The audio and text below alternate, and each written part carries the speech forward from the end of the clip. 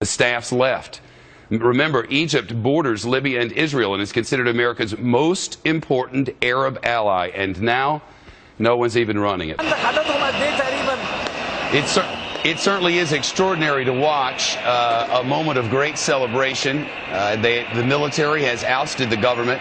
The people had said, we need talks. The people had said, you're not doing what we elected you to do, Mr. President. He brought in this Islamist ways of thinking, and Islamist rule was going farther and farther toward Islamist rule. The Egyptian people, 70% of all Egyptian people are under the age of 30. 70%. They will now be a part, says the leader of the military, of reforming the government. But this party is just the beginning. As Tim Marshall, the foreign affairs editor for Sky News, our network in Great Britain, put it tonight, there is no way to know what tomorrow brings. Certainly they will have new elections in a matter of just a few short weeks. Hopefully they'll be able to keep the two sides in this conflict, because make no mistake about it, President Morsi and his Islamist government have great support within the country. He was elected democratically, albeit by a narrow margin at 52 to 48%. But he did have a great deal of support among the Islamist faction of the country. Whether they will rise up in some way or attempt to against the military or against their fellow citizens remains to be seen. We can certainly hope not, because what the world needs in Egypt is stability, and the military reflected that just a short time ago. Watching over it all from Tahrir Square for us is our correspondent Connor Powell, who's covered wars in Afghanistan and uprisings in hot spots all around the world for us. It's my understanding, Connor, that these crowds are bigger and louder and more jubilant than they were when Mohamed Morsi came into power. Shepard, we understand is that these are the largest crowds from even before the revolution 2 years ago. I mean, the local staff that we've talked to here said that there are streets that are full of people tonight that have never been full of people before, even during the height of the revolution 2 years ago. So by all estimates, these are the largest crowds. One of our local guys was telling us, remember that 2 years ago, many Egyptians were still scared to go out and protest against the government, against the Mubarak era, and against the military, you should remember. Now Egyptians are fully comfortable to go out and to protest. They came out in mass on Sunday. They never left Tahrir Square. They never left the other cities and streets across all of Egypt, and they have been partying here all night. Really, it started yesterday because they believed last night that the military came out on the side of the opposition here against the military, against the Morsi regime here. And the people here in Tahrir really do believe and have believed for the last, 48 hours or so, that the military was going to remove Morsi, was going to remove the parliament that they'd so disliked. And now their wish has come true. And they've been celebrating with this level of noise for more than 30 minutes now, Shepard. It is quite astounding. Let's go to Jennifer Griffin at the Pentagon. Connor, stay there. Jennifer, big picture. What are we seeing here?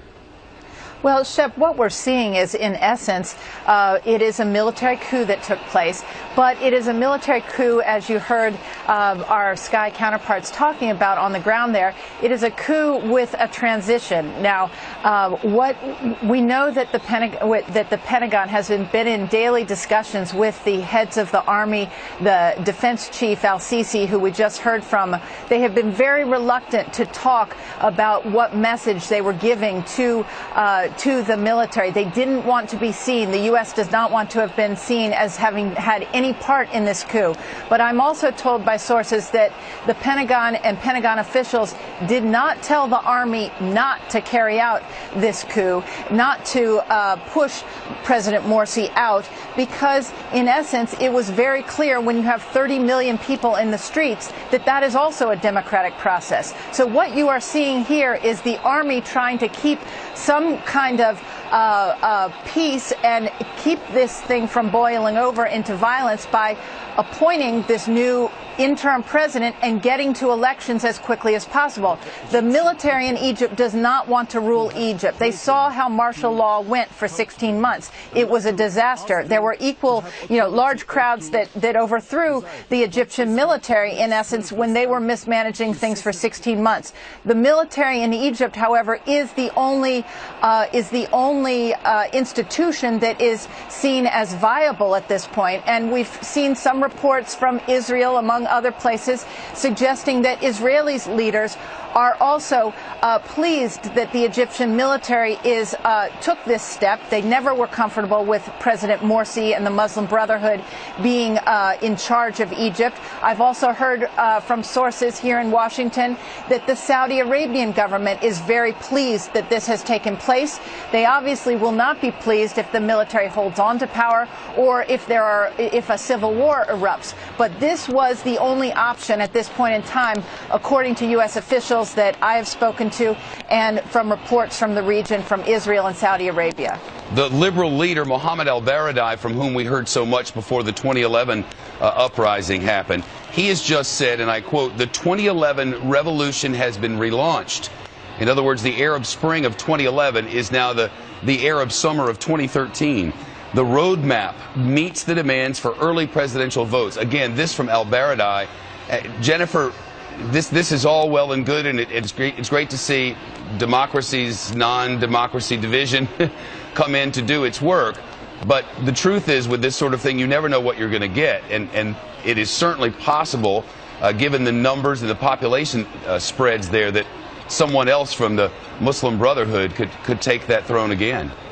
Well, don't forget, the Muslim Brotherhood is still the most organized opposition group in Egypt. They have very good organization at the ground level. So if it goes to an election, it is still possible that the Muslim Brotherhood could win again. But it is also important to remember that President Morsi, even though he was democratically elected last October, he took some very anti-democratic measures in November when he changed the judiciary, he changed the constitution, he started to put into place things that were anti-democratic and were Islamist in nature.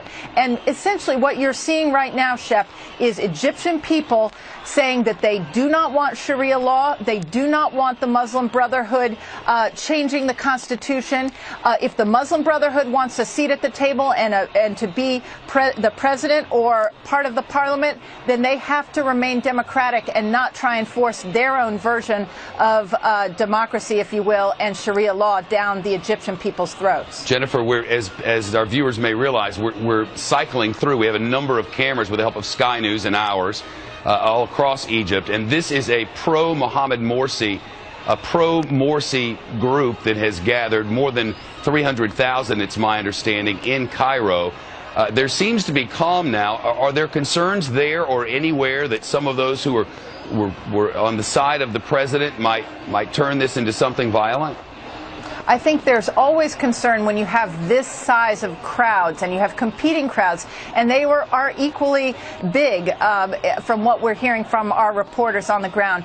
However, what I'm hearing from Pentagon officials and from other U.S. officials who are watching this closely is that they feel very confident that the Egyptian military is relatively in control. Remember, the U.S. has the Egyptian military securing its embassy right now. The U.S. has not moved any Marines into position to try and secure the embassy. They feel that the Egyptian military is stable and is in a position to protect that U.S. embassy. So that shows how much faith there is in the institution of the Army right now.